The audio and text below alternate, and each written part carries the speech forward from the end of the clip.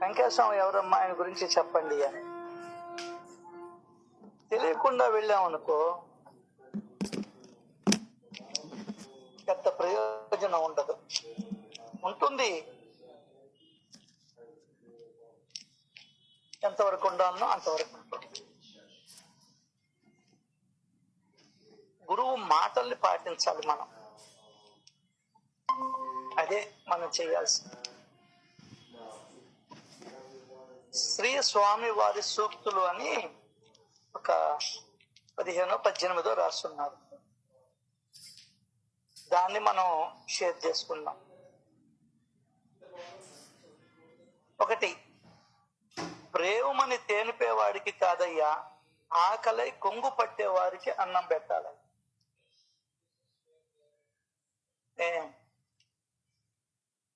అంటే ఇక్కడ ఒకటి, చిన్నవాడికి 2 రకాలుగా 2 కోణాల్లో మనం ఈ లెక్కన అర్థం చేసుకోవాలి. ఆకలే అర్హత అని చెప్తుంది ఇక్కడ. వెంకటేశ్వర ఏం చెప్తున్నాడు? ఆకలే అర్హత. అంతెందుకు, మేము ఇక్కడ తినేసే బయలుదేరతాం. ఇప్పుడు దీన్ని మనం తీసుకోవాలి. బ్రేవ్ అని అర్థం కాల కాబట్టి మధ్యాహ్నం ఒకరు తక్కువే తిన్నా, ఇక్కడికి వచ్చి వెంకటేశ్వమి అన్న ప్రసాదం తింటాం, తాత ప్రసాదం కదా. అంటే అర్థం ఏంటంటే చిన్నవాడికే మళ్ళీ ఉన్నమ్మకే పెడతాదని అంటారు. అట్లా బ్రేవుమని తేనిపేవాడికే కాదయ్యా, ఆకలే కొంగు పట్టేవారికి. ముందర బాబా కూడా ఫస్ట్ మూగ జీవులకి పెట్టేవాడు. ఫస్ట్ మూగ జీవులకి బాబా ప్రిఫరెన్స్ ఇచ్చింది. ఎందుకంటే మనిషి అన్నవాడు అడగతాడు, పెట్టించుకుంటాడు. లేదంటే నువ్వు అట్లా తిరుగుంటే అరటిపండు ఒక గెల లాక్కొని ఒక పండు లాక్కుంటాడు, బన్నూరు లాక్కుంటాడు, ఏదైనా చేయగలడు. కాబట్టి ఆకలి అని అడగలేని జీవి ఏదన్నా ఉంది అంటే అది మూగ జీవులే. ఇక్కడికి వచ్చాం, పాప మా ఇంటి వచ్చింది అంటే ఏదో పెడతామనే. మనం చిన్నప్పుడు మన ఇంటికి బంధువులు వస్తే వాళ్ళు ఊరికి పోయేటప్పుడు వాళ్ళ చేతుల్లో పట్టుకొని ఉండేవాళ్ళు. వాళ్ళు 5 రూపాయలు, 2 రూపాయలు, 3 రూపాయలు ఇచ్చేవాళ్ళు. అది మనకు పండగ అప్పుడు వాళ్ళు సంతోషంగా ఇచ్చేవాళ్ళు. అసలు ఇప్పుడు ఇచ్చిన వాడు తీసుకోవడం లేదు. నీ 5 రూపాయలు నీ మొహాన్ని కొడుతున్నాడు. తాతయ్య మా నాయన దగ్గర కావాల్సినంత ఉండయి, నీ మొహాన్ని ఉంచుకొని చెప్పిన పడేస్తున్నాడు వాడు. అర్థం కాదా? అట్లా ఆకలి నీ దగ్గరికి వచ్చి చేయి చాపితే ఖచ్చితంగా నువ్వు ఇచ్చి తీరాలి. అది లెక్క. ఆకలై కొంగు పట్టే వారికి అన్నం పెట్టాలయ్యా, ఖచ్చితంగా పెట్టాలయ్యా. అంతే, దానికి నువ్వు ఎగ్జంప్షన్ ఇస్తే కుదరదు. అదిగో ఎత్తి పెట్టున్నాను, మా ఆయన ఎప్పుడు అర్ధరాత్రికి వస్తాడు, ముందర పెట్టి అర్ధరాత్రికి మళ్ళీ ఆయనకి పెట్టేసిన తర్వాత మళ్ళీ వండుకో. ఎందువల్లంటే నీకు మళ్ళీ అన్నం చిక్కాలిగా. ఈ జన్మలో కాకపోయినా వచ్చే జన్మలో నీకు అన్నం చిక్కాలిగా. కాళ్ళ మీద కొట్టాడు, మళ్ళీ కాళ్ళు నొప్పులు వచ్చినాయి, ఈమెకి కాళ్ళ మీద దెబ్బపడి. అన్నం పెట్టావు, మళ్ళీ నీకు అన్నం తిరిగి వస్తుంది. ఏది ఇస్తే అది తిరిగి వస్తుంది. అది పెట్టాలయ్యా, అంతేనయ్యా, ఇంక వేరే తిరుగులేదు దాన్ని. అది మొదటిది.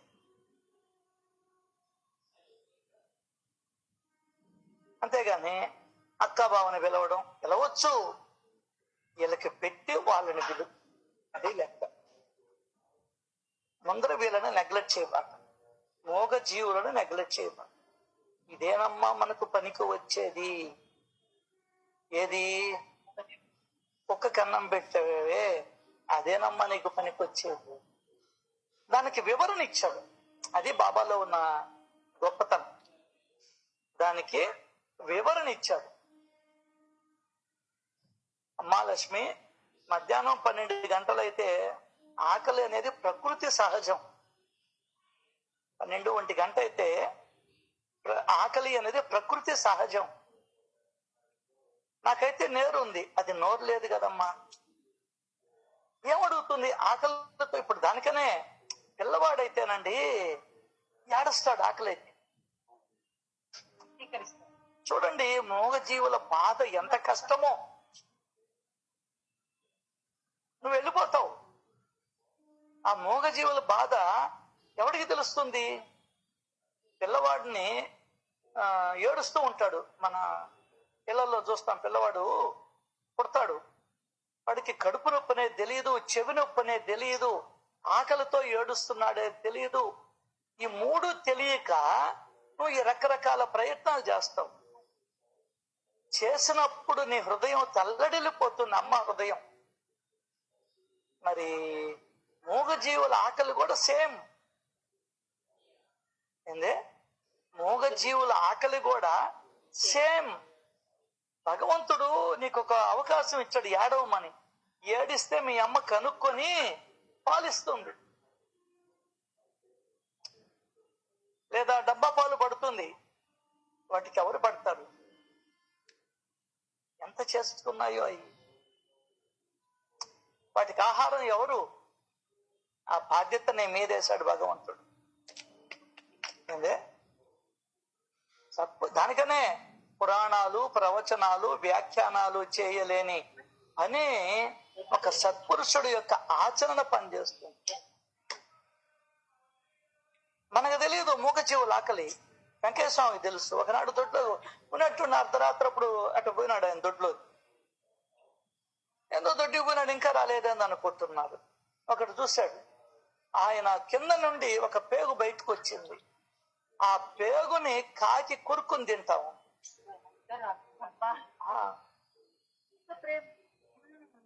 అంటే ఆ పేగుని కొరుక్కు తింటాము. అంటే దాని ఆకలిని గమనించాడు. అసలు వెంకయ్య అంటే ఎవరు? ఆకలి రూపం వెంకయ్య. దానికన్నా నెక్స్ట్ పదంలో చెప్తాడు, అన్ని జీవులలోనూ వెంకయ్య ఉన్నాడు అని రాసుకోవయ్యా. ఎక్కడ రాసుకుంటావు? ఎక్కడ రాసుకుంటావు? నీ మదిలో రాసి పెట్టుకో. అంటే ఇక్కడ సన్నగా, పొడవుగా, నల్లగా ఈయన కాదు వెంకయ్య అంటే. వెంకయ్య అంటే ఈయన కాదు, ఆత్మస్వరూపం ఆయన. అన్ని జీవులలో వెంకయ్య ఉన్నాడని రాసుకో అయ్యా అని చెప్పని ఏలు ముద్రేశాడు. అంతలా మనిషి ఈగలో ఎట్లుంటాడు? అన్ని జీవులలో అన్నాడు, 84 లక్షల జీవరాశుల్లో అన్నాడు. అంత పెద్ద మనిషి ఈగలో ఉంటాడా? అంత పెద్ద ఆకారం దోమలో ఉంటుందా? చీమలో ఉంటుందా? కుక్కలో ఉంటుందా? అంటే దాని అర్థం ఏంది? ఆయన ఎవరు? ఆయన ఆత్మ లేదా శక్తి లేదా చైతన్యం. మన బ్రతికే ప్రాణం, మన బ్రతుకుకి ఆధారం. మన బ్రతుకుకి ఆధారం ఆయన. మన ఉనికికి ఆధారం వెంకటేశ్వరం. ఒక వెంకటేశ్వరం అని కాదు, మహాత్ములందరూ ఆత్మస్వరూపులే. దానికనే ఆయన ఆత్మస్వరూపులారా అని పిలిచేవాడు పుట్టపర్తి సాయిబాబా. సో నువ్వు వాళ్ళేమో రూపాతీత స్థితికి తీసుకెళ్తావు అనుకుంటుండదు. రూపాతీత స్థితికి వెళ్తే గాని నీకు అన్ని జీవుల్లో ఉండేది ఆ శక్తి అని నీకు అర్థం కాదు. లేకుంటే అన్ని జీవుల్ని చంపుకుంటా, నరుక్కుంటా, కొట్టుకుంటా, తిట్టుకుంటా, తొక్కేసుకుంటా పోతా ఉంటావు. నో, ప్రతి జీవిలోనూ ఒక శక్తి స్వరూపంగా, చైతన్య స్వరూపంగా ఉన్నది భగవంతుడు. అది చెప్తున్నాడు ఆయన.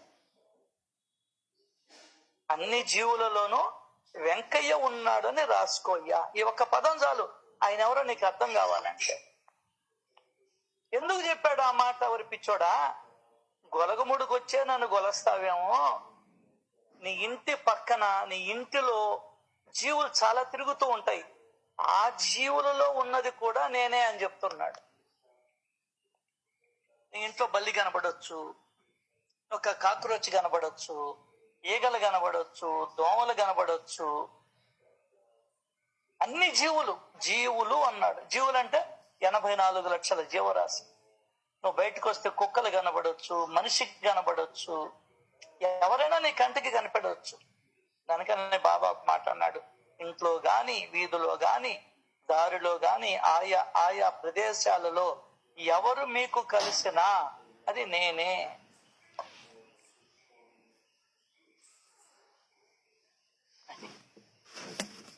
ఇంకొకటి, అటువంటి ఆత్మవిశ్వాసంతో నీ నమ్మకంతో ఇక్కడికి వచ్చి ఏదనుకుంటే అది అయ్యేదే కదయ్యా అన్న.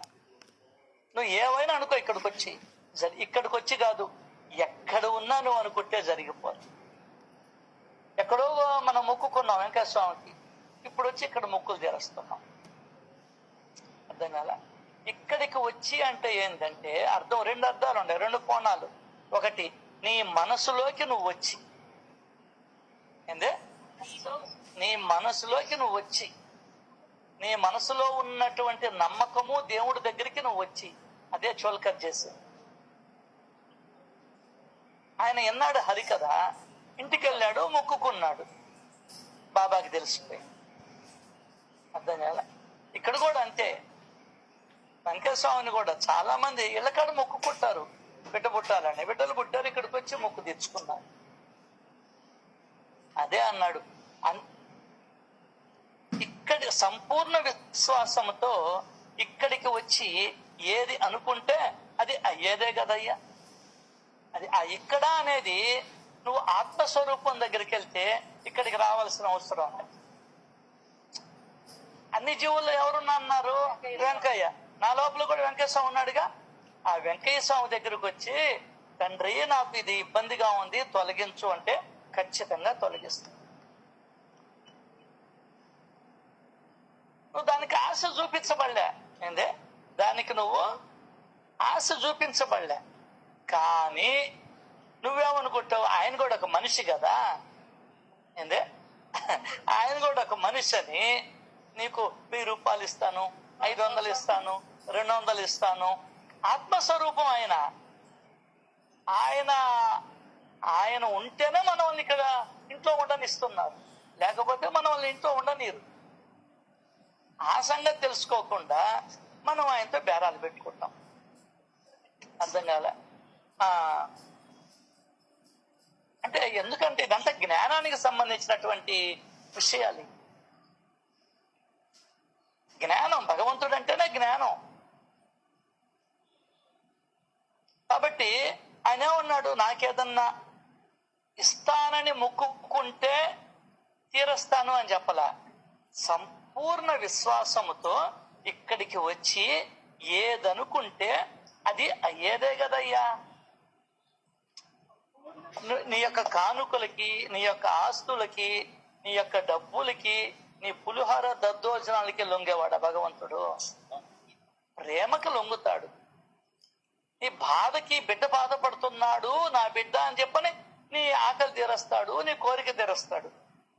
కానీ మనం ఆయన వ్యాపార వస్తువు చేసేసాం. వ్యాపార వస్తువు చేసేసాం. అయినా కూడా ఆయన సహించాడు. ఎందువల్లంటే నీ మీద ప్రేమ కాబట్టి. ఏ దేవుడు కూడా నువ్వు మొక్కుకుంటేనే నీకు పని చేస్తాను అని చెప్పలా. ఏ వ్యాపారం ఇదే? ఈరోజు మీ ఇంట్లో పని చేయాలంటే 1000 ఇస్తే నేను వచ్చి పని చేస్తానంటారు. ఇక్కడ జీవనాధారం ఆయనే, మనకందరికీ జీవనాధారం అయినప్పుడు నువ్వేంది ఇచ్చేది? ఇదే అడిగారు జిల్లెలముడమ్మ. అమ్మ, దేవుడు ముందర ఇవన్నీ పెడతారు ఎందుకమ్మా అంటే, అయ్యా ఇవన్నీ నువ్వు ఇచ్చిన వస్తువులేను, నువ్విచ్చిన వస్తువులేను, నేను చేసినట్టు కాదు, నాది కాదు అనే అహంకారం రాకుండా ఉండేదానికి దేవుడి దగ్గర అరటిపండు, టెంకాయ, కర్పూరం, కడ్డీలు ఇవన్నీ పెడతారట. జిల్లెలముడమ్మ చెప్పిన మాట. మామిడి పండు పెడతావు, యాపిల్ పండు పెడతావు దేవుడు ముందర. నువ్వు సృష్టించగలవా? వాడిచ్చింది వాడికే పెడుతున్నావు. అర్థం కాల? భార్య ఉండి భర్తతో నేను అన్నం పెడుతున్నాను అన్నమాట. ఆయన పీప కట్టేసి, ఆయన కూరగాయలు తెచ్చి, ఆయన అన్నీ చేస్తూ నువ్వు అన్నం పెడుతున్నావు. నువ్వు కూడా తింటున్నా, అన్నం పెట్టింది దాంతో కూడా. అది మనం ఇక్కడ గమనించాల్సిన అంశం. ఆయన ఏది కూడా అది ఇస్తే నేను నీకు ఈ పని చేసి పెడతాను అని చెప్పలా. అయితే నీ తొందర, ఆత్రం ఎక్కువ నీకు. ఏమని? దేవుణ్ణి కూడా ఒక వ్యాపార వస్తువు అనే భావంలోకి నువ్వు వచ్చేసావు. ఎప్పుడు జరిగిందో ఏదో జరిగింది, నువ్వు ఆయన్ని వ్యాపారం చేసుకున్నావు. మనం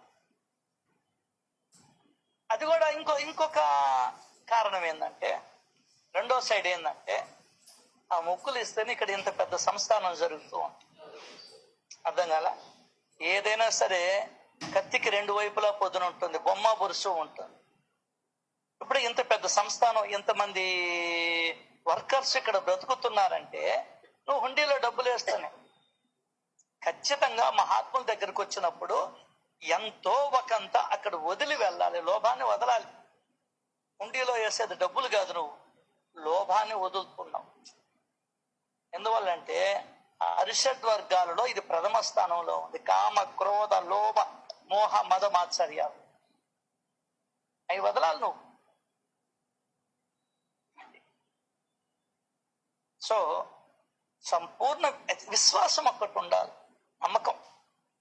ఆ నమ్మకమేనండి భగవంతుడు అంటే. చాలా మందికి తెలియని విషయం ఏంటంటే నమ్మకమే భగవంతుడు, ఇంకేమి లే. ఆ నమ్మకం కోసం జరుగుతుంది అనేటువంటి ఉద్దేశంతో నువ్వు ఆనందంగా ఉండాలి. అదే సబూరి అని చెప్పాడు బాబా. సబూరి అంటే ఏంది? ఆనందముతో కూడినటువంటి ఓరిమి. ఏందే? ఆనందముతో ధైర్యముతో కూడిన ఓరిమి. అది కావాలి భగవంతుడికి. అద్భుతంగా సార్ సచ్చరిత్ర.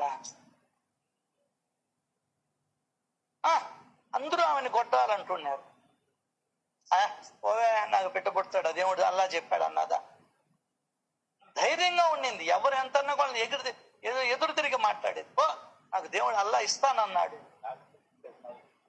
70వ ఏట ఆమెకి పుత్రుణ్ణి ప్రసాదించాడు భగవంతుడు. ఈ 70 ఏళ్లలో పెళ్ళయింది 12 ఏళ్లకి. 12 నుంచి 70 ఏళ్లలో 58 ఏళ్లలో ఏ రోజు నమ్మకాన్ని కోల్పోలా. ఏ రోజు ఇంకా నా కర్మ ఇంతేలే అని ఆమె మనస్సులో కూడా తలవల. అది విశ్వాసం అంటే.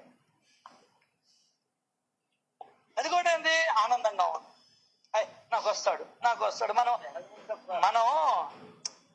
నా బిడ్డ పెరిగి పెద్ద అవుతాడు, వాడేదో నాకు నెలకు 10,000 పంపిస్తాడు, ఒక్క 10 రూపాయలు కూడా నీకు పంపి. ఇక్కడ కలలుగా అంటావు కానీ వాడేం పంపాడు. అదే దేవుణ్ణి నమ్ముకుంటే అదే బాబా చెప్పింది. ఎందువల్ల అంటే వాళ్ళు తప్పుకోలే. బిడ్డల్ని కన్నావు నువ్వు, బిడ్డల రాతల్ని కనలా. గుర్తుపెట్టు.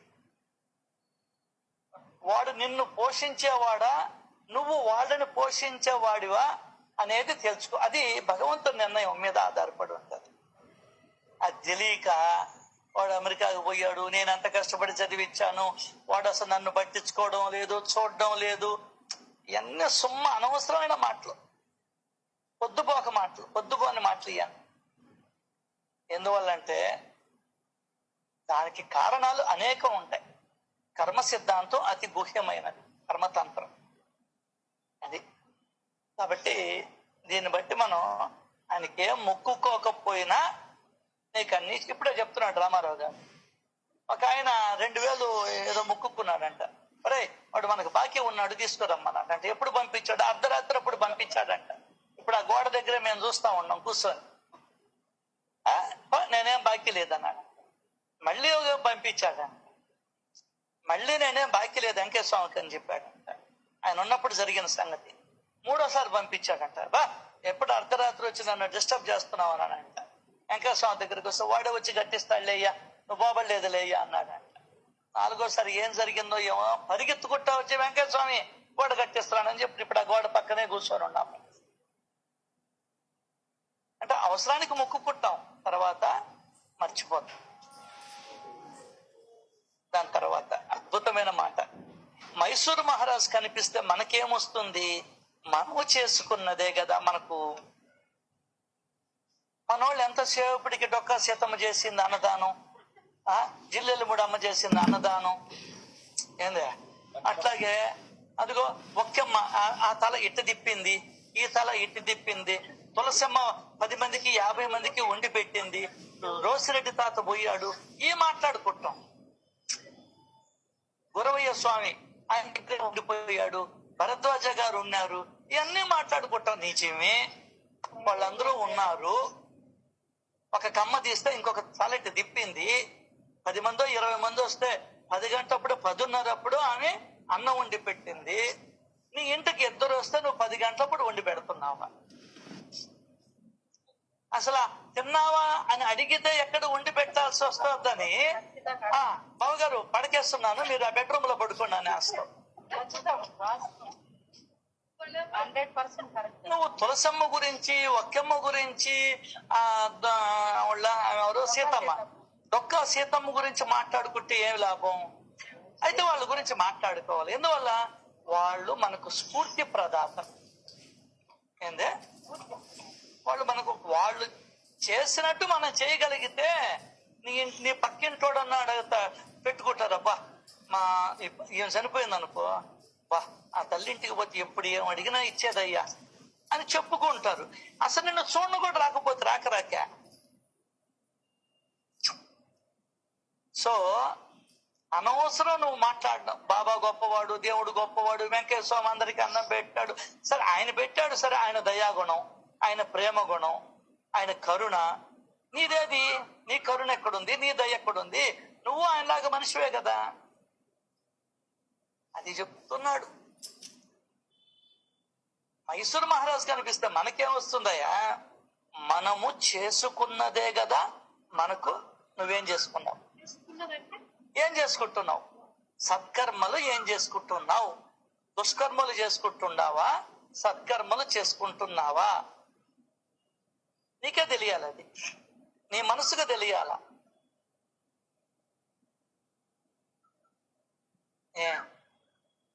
అది చెప్పింది బాబా కూడా చెప్పింది అదే. నేను ఎప్పుడో ఎక్కడికో వెళ్ళి కూర్చుంటాను, ఈ జీవుడు మాయలో పడి మునకలు వేస్తూ ఉంటాడు. ఎవడు ఎలా ఎలా చేసుకుంటే అలా ఫలితాలని అనుభవిస్తారు. నా మాటలను గుర్తుంచుకున్న వారు ఎనలేని సుఖాన్ని పొందుతారు. ఆయన మాట గుర్తుపెట్టుకోవాలా? 3వ వ్యక్తి గురించి మాట్లాడకూడదు, ఊళ్ళో వాళ్ళు సొమ్మును ఆశించకూడదు, చెప్పిన పని చెయ్యాలి, వాగ్దానం చేస్తే ఆ వాగ్దానాన్ని నెరవేర్చాలి.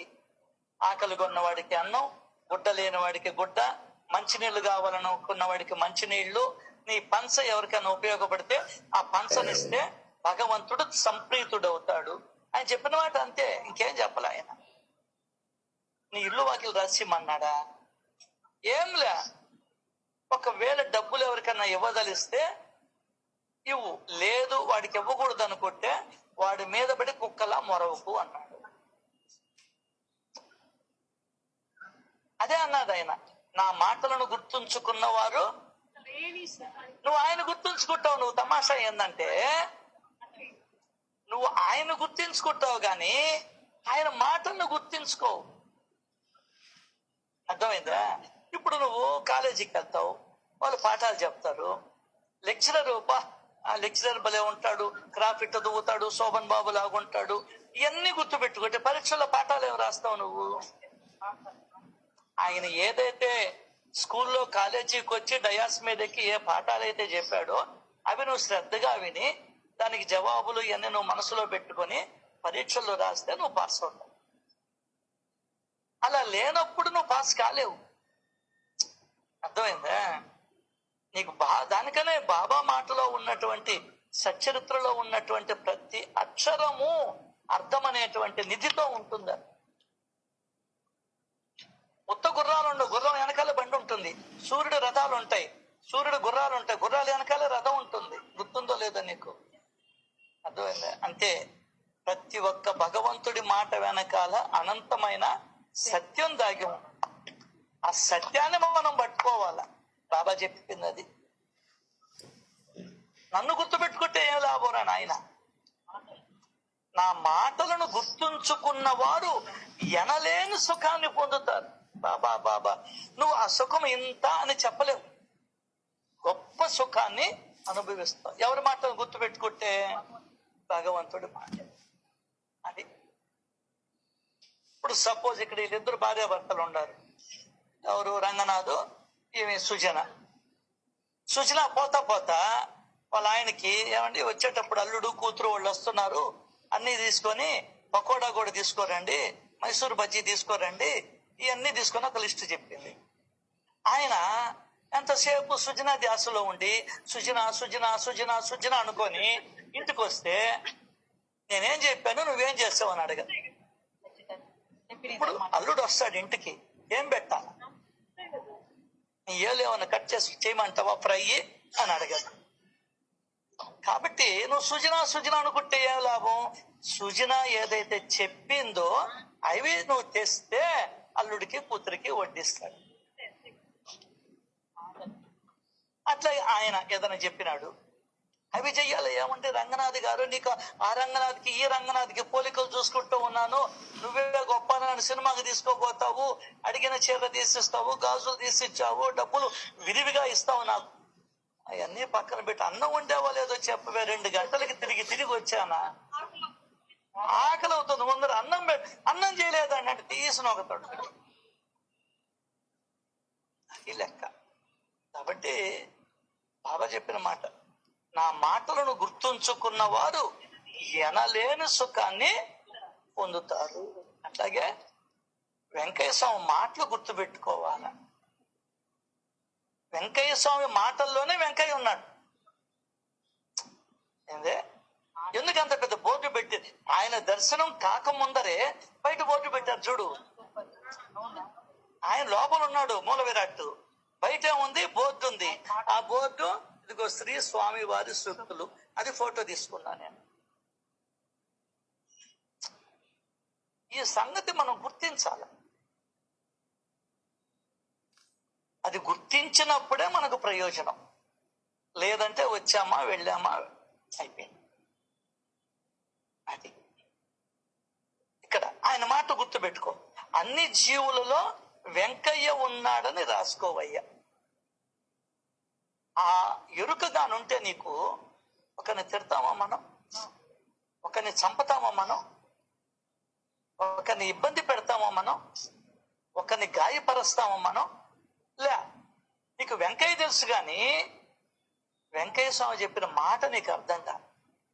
అసలు చూడలా నువ్వు, వినలా నువ్వు. ఇక్కడేమో వెంకయ్య స్వామిని దర్శించుకున్నా, ఆటో దిగంగానే డబ్బులు లేవని వెళ్ళిపోయా. ఊరి ఆ డ్రైవర్ బాధపడ్డు. ఇది ఇప్పుడు అన్ని జీవులు ఎవరున్నారు? వెంకయ్య స్వామి. నువ్వు పోతా ఉంటావు, ఏదో కుక్క నీ వెంట పడింది, కాలుతో కొడితే ఎట్లా? వెంకయ్య స్వామిని కొట్టినట్టే నువ్వు. ఎందువల్లంటే ఆయన దాంట్లో ఉండేది ఎవరు? వెంకయ్య స్వామి. ఇది తెలుసుకోకుండా నేను వెంకయ్య స్వామికి దండం పెడితేనే తమ్ముడు ఆస్తిని కొట్టేస్తాను.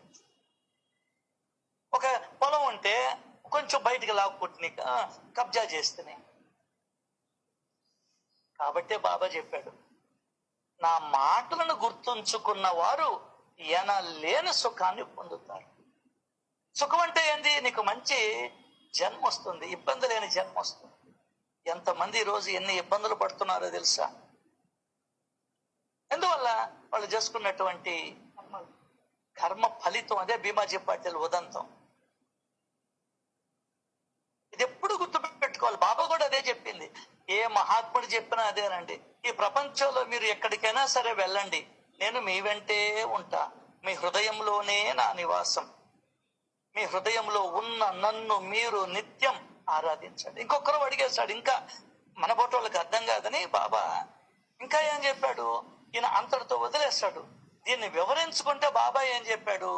ఎవరిని కొట్టినా, ఎవరిని దూషించినా, ఎవరిని ఇబ్బంది పెట్టినా, ఎవరిని మోసం చేసినా నన్నే కొట్టినట్టు, నన్నే తిట్టినట్టు, నన్నే మోసం చేసినట్టు అన్నాడు.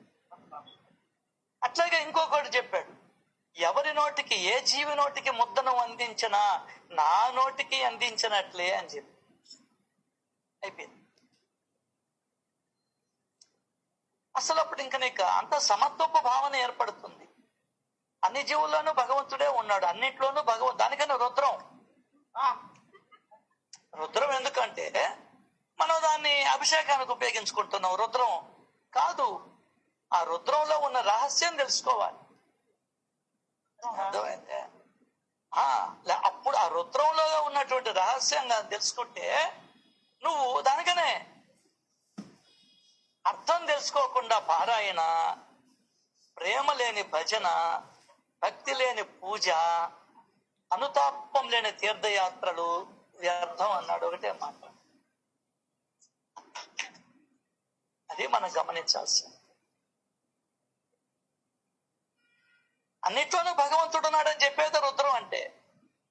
కానీ మనం దాన్ని దేనికి ఉపయోగించుకుంటున్నాం? ఏకాదశి రుద్రాభిషేకం అనే పేరుతో ఉపయోగించుకుంటున్నాం. ఒరే నాయన, ఎండిపోయిన ఆకులో కూడా భగవంతుడు ఉన్నాడని చెప్పింది రుద్రం. ఏందే?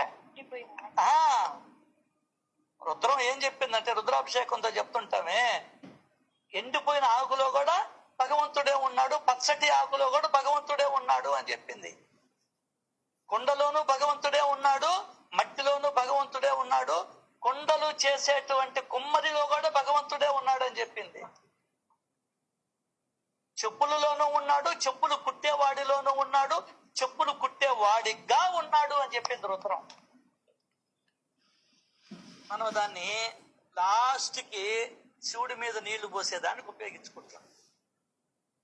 దీని అర్థాలుగా అని చెప్తే అసలు నువ్వు రోజు రుద్రాన్ని అర్థముతో సహా రోజుకి 3 పూట్ల విను, నీ జీవితం మారిపోద్ది. అంతే.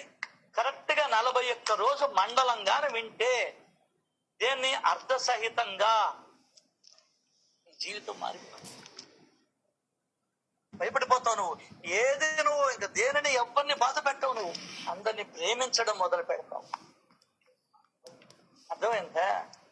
అది రుద్రానికి. అప్పుడు కులం ఉండదు, మతం ఉండదు, గోత్రం ఉండదు, ఏముండదు. అన్నిట్లోనే ఉండేది ఒకటే, భగవంతుడే. విచిత్రం అండి. చెప్తాడు, గుర్రములో ఉన్నటువంటి రుద్ర నీకు నమస్కారం, గుర్రముగా ఉన్నటువంటి రుద్ర నీకు నమస్కారం, గుర్రములను మేపేవాడిగా ఉన్నటువంటి రుద్ర నీకు నమస్కారం. బా అన్నిట్లోనూ వాడే ఉన్నాడు. ఆ రుద్రుడే ఉన్నాడు. రుద్రుడు అంటే భగవంతుడు. భగవంతుడు అంటే ఆత్మ. ఆత్మ అంటే చైతన్యం. చైతన్యం అంటే ప్రాణం. మన ఉనికికి కారణం ఆయన. అంటే మన ఉనికికి కారణం ఆయన. అట్లాగే భగవంతుడు ఉన్నాడు అనే ఉనికికి కారణం నువ్వు. ఇద్దరం పరస్పరం ఆధారితాలు. అది బ్యూటిఫుల్ భగవంతుడి దగ్గర. ఆయన ఉన్నాడు అనే దానికి కారణం నువ్వే సాక్ష్యం, ప్రత్యక్ష సాక్ష్యవి. ఆయన ఉన్నాడు అనే దానికి నువ్వు సాక్ష్యం, నువ్వు ఉన్నావు అనే దానికి ఆయన సాక్ష్యం. అది అది అదే పురంధరేతో చెప్పింది బాబా. నేను నీలో ఉన్నా, నువ్వు నాలో ఉన్నావు. దీన్ని నువ్వు అనుసంధానం చేసుకో, నీకు అనుభవాలు ఎదురవుతాయన్న. అది మనం తెలుసుకోవాల్సింది. సో మైసూరు మహారాజు కనిపిస్తే మనకేం వస్తుంది? నిజమే, పోయావు, సినిమా యాక్టర్ చూసావు. నువ్వు యాక్టర్ అయితే నిన్ను 10 మంది చూస్తారు, షేక్ హ్యాండ్ ఇస్తారు, ఆటోగ్రాఫ్ తీసుకుంటారు. ఏమి లాభం వాళ్ళని చూసి? నా తెలియక అడుగుతాను. మీ ఇంటికి వచ్చి అబ్బాస్ తలుపు తట్టాడు, వాడిని చూస్తే ఏం లాభం? సంతోషం. వాడు ఏదో హ్యాపీకి తెస్తాడే, అది వాడితే నీ లెటర్లో ఉండేది గొప్ప బాగుంది. వాడేం బాగుంటాడు, వాడు తెచ్చిన హ్యాపీకి పని చేస్తుంది. అట్లాగే భగవంతుడు మాట నువ్వు వింటే అది పని చేస్తుంది నీ మీద.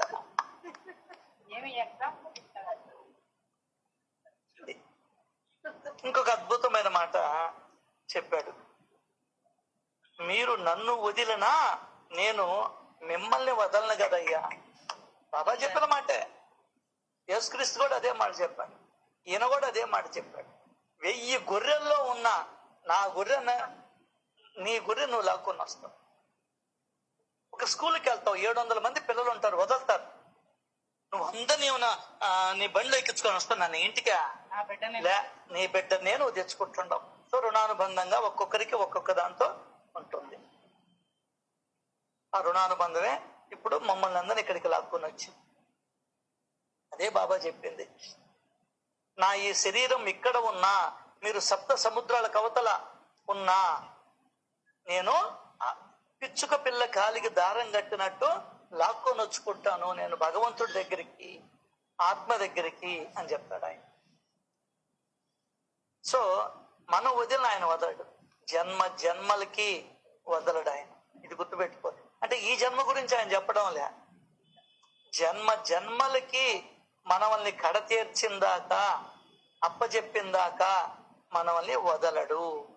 అదే చెప్తున్నాడు, 1000 గొర్రెలలో ఉన్న మన గొర్రెను కాలు పట్టి లాక్కో రావచ్చును కదయ్యా, లాక్కొని వస్తాడు ఆయన. ఎందువల్లంటే ఆయన నీవాడు కాబట్టి, నీవాడు ఆయన. ఇప్పుడు నువ్వు ఎందుకు వచ్చావు ఇక్కడికి? ఆయన దానివి కాబట్టి నువ్వు ఇక్కడికి రాగలిగావు. అదే రుణానుబంధం అన్నాడు భగవంత్ బాబా. అయితే అంటే 1000 గొర్రెలలో ఉన్న నెల్లూరులో 5 లక్షల మంది, 8 లక్షల మంది ఉన్నారు. ఈ 10 మందిని 20 మందిని ఎందుకు లాక్కొని వచ్చాడు? ఆయన బంధనం అది. ఆయన పిలిపించుకున్నాడు నిన్ను నన్ను. అంటే 4 రోజుల నుంచి అడుగుతుంది. మరి ఏందైతే ఇదంతా కూడా అది. సో మన గొర్రెను కాలు పట్టుకొని లాక్కోవచ్చు. ఇంకొక అద్భుతమైన మాట చెప్పాడు, అందరికి పంట పండించానయ్యా. అందరికి పంట ఏంది ఆయన మాటలే పంట. దాన్ని దొంగలు దోచుకోకుండా, దొంగలు పడి దోచుకోకుండా చూసుకోండి. అందరికి మంచి మాటలే చెప్పా, మంచి పనులే చేశా, అన్ని నేనే నీకు హితబోధ చేశా. నా లీలలో ఉన్న గూఢార్థాలు అంతా అయ్యే. నీ లోపల ఉన్నటువంటి అరిషడ్ వర్గాలు నిన్ను తొలిచేస్తాయి. దొంగలు కామ క్రోధ లోభ మోహ మోద మాత్సర్య, ఆ దొంగలు ఈ పుణ్యాన్నంతా దోచుకొని పోతాయి. ఇప్పుడు ఆ కవి సార్వభౌముల్లో పంట పండిస్తాడు, ఈ పురుగులు తినిపోతాయి. ఆయన కొరత వేస్తారు శ్రీనాథుడిని. కాడుళ్ళ ఎడ్లకి కడతారే, ఆ కాడి కడతారు, పైన ఈపు మీద ముళ్ళులుండే గుండు పెడతారు. జరిగిన విషయం ఇది. అంత గొప్పగా బతికాడు ఆయన. ఎంత గొప్పగా అంటే ఆయన్ని బంగారు నాణ్యాలతో స్నానం చేపించారు ఒక దగ్గర.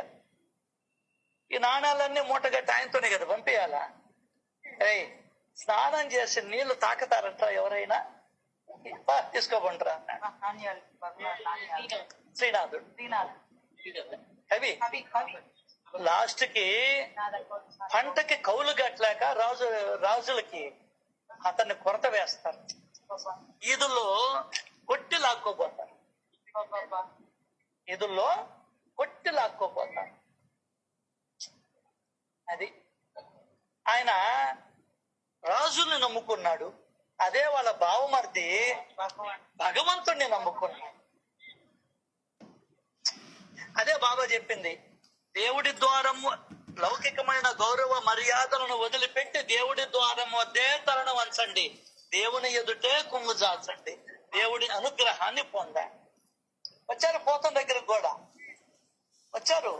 ఆ పుస్తకం యొక్క ఆ గ్రంథాన్ని తెమ్మని పంపించాడు రాజు. పట్టు అవతల పడి నొక్కాడు దేవుడు.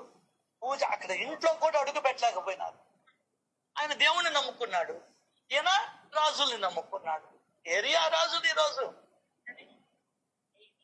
పూతంతో కూడా చెప్పాడు బావమర్దితో, బావా నువ్వు రా, ఆ భాగవతాన్ని ఈ రాజులకు అంకితం చేయి, నీకు ఏం కావాలో తీసుకోమన్నాడు. నేను చేయను, దేవుడికే అంకితం చేస్తా అని చెప్పాడు. కాబట్టి ఆయన దలుచుకుంటున్నాం, ఈయన్ని ఇట్ట దలుచుకుంటున్నాం, ఇద్దరం దలుచుకుంటున్నాం. కానీ తేడా ఉంది తలుచుకోవడం. మంచోడిని దలుచుకుంటాం, చెడ్డవాడిని దలుచుకుంటాం. అది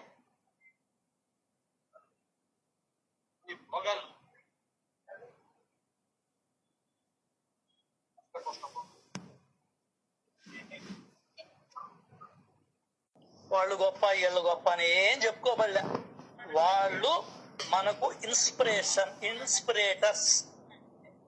వాళ్ళు మనల్ని ఇన్స్పైర్ చేస్తారు అంతే.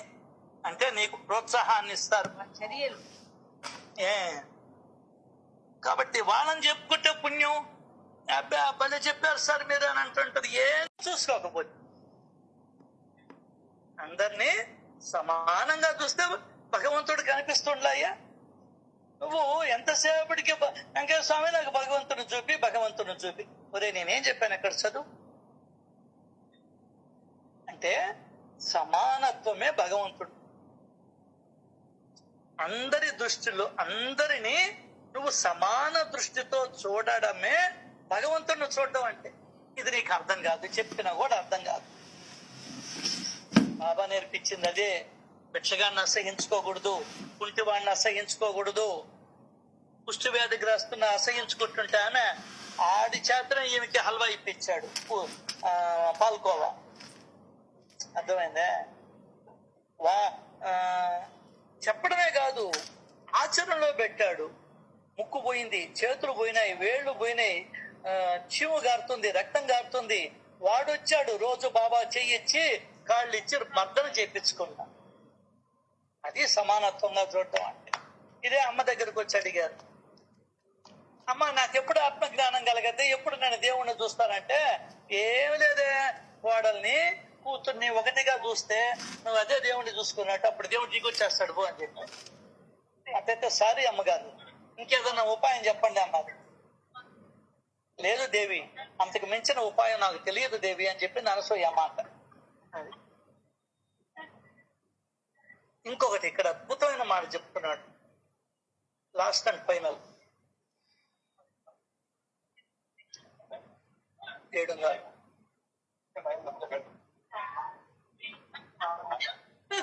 అదిగో వెంకయ్య పేరు మీద పిడికెడు మెతుకులు పెట్టిన వారికి, తెచ్చిన వారికి మంచి చెడ్డల్ని మనమే కదయ్యా చూడాలా.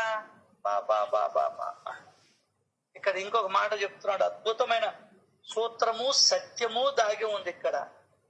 నేను పెడుతున్నాను కింద అని చెప్పాక ఆయన పేరు మీద పెడుతున్నా.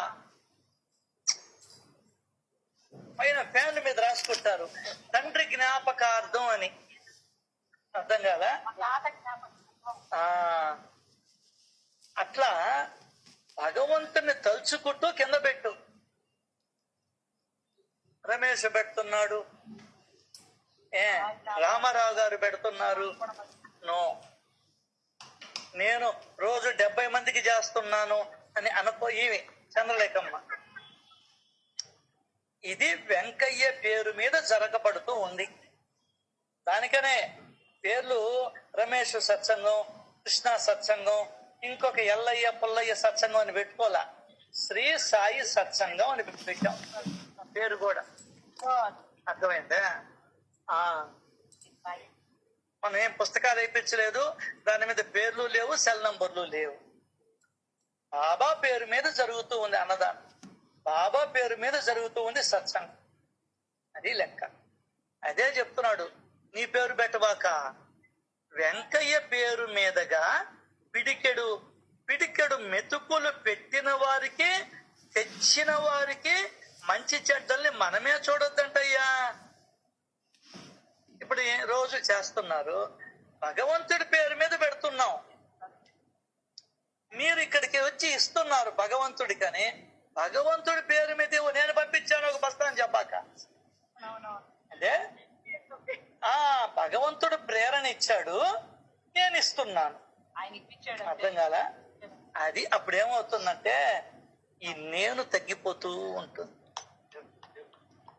బాబా ఏమడిగాడంటే ముందర ఈ నేను ఈ తోకను కట్ చేయరా అన్నాడు. మనం ఆ తోకను పెంచుకుంటూ పోతాం. నో, దానికనే అహంకారాన్ని తగ్గించుకోవాలంటే నువ్వు అనాథలకి సేవ చెయ్యాల్సిందే. దిక్కులేని వారికి సేవ చెయ్యాల్సిందే. నీ కొవ్వు తగ్గాలంటే నేనేంది గుడ్డ నెలకు నువ్వు ఇస్త్రీ లేదే వేసుకొని ప్యాంటు చొక్కా. అర్థం కాదా?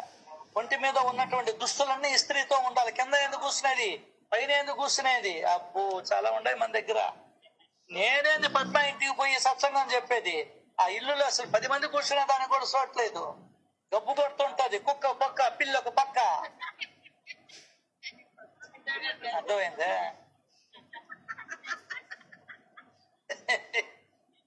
నో, అహంకారం తగదు. అర్థం కాల. దానికనే రామకృష్ణ పరమహంస జుట్టు తీసుకోపోయి లెట్రిన్ క్లీన్ చేశాడు.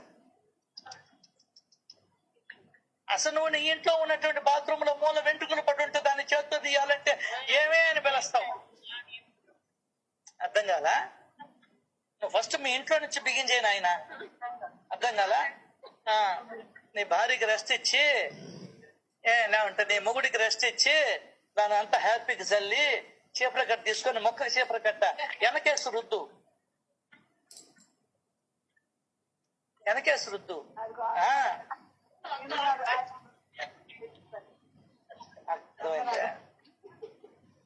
అది అహంకారం తగ్గాల. నేను సంపాదిస్తున్నా. అసహ్యం తగ్గద్ది, పువ్వు తగ్గద్ది. తగ్గినప్పుడు నువ్వు దేనికైనా సిద్ధపడతావు. లేకుంటే ఎందుకంటే మాతో ఒక ఆయన వచ్చాడు, వాకాటి నుంచి వచ్చాడు. ఎక్కడికి? నెల్లూరుకి పెళ్లికని వచ్చాడు. ఎక్కడ పెళ్లి? వెంకటేశ్వర స్వామి కళ్యాణ మండపం ఉంది కదా, టీటీడీ కళ్యాణ మండపం. బస్సు వాకా నుంచి వచ్చే బస్సు అక్కడ ఆగద్ది, దిగొచ్చు కదా. దిగల. పోనీ ఏమైనా దిగలేదంటే నేను అక్కడ దిగుతానన్నాడు. అక్కడ దిగిన తర్వాత 100 రూపాయలు తీసుకున్నాడు మా బావని అడిగి. మా బావతో కూడా ఆటో వచ్చి ట్రంక్ రోడ్కి వచ్చాడు. ట్రంక్ రోడ్లో కారు మాట్లాడుకొని మేమిచ్చిన 100 రూపాయలతో టీటీడీ కళ్యాణ మండపం పోయి లోపలికి వెళ్ళి వాడికి 100 రూపాయలు ఇచ్చి కారు దిగాడు. చూడండి ఎంత కొవ్వు.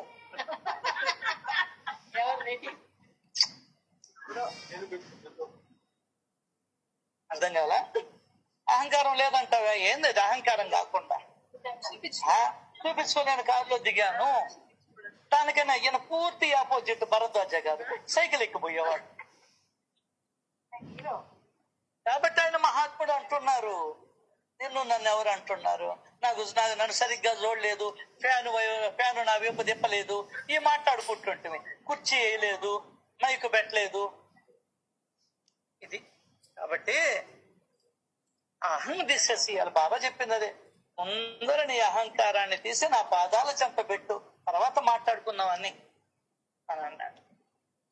అట్లా అందరినీ సమానంగా చూసుకోవడం. వెంకయ్య భగవంతుడి పేరు మీద చేయను.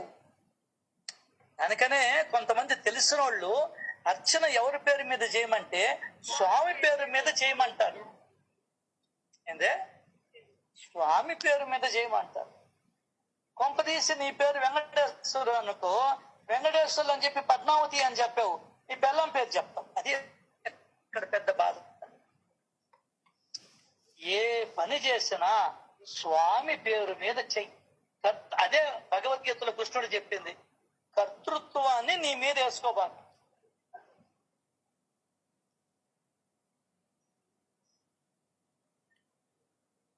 ఏందే? కర్తృత్వం అంటే నేను చేశాను, నేను పట్టాను అనేది.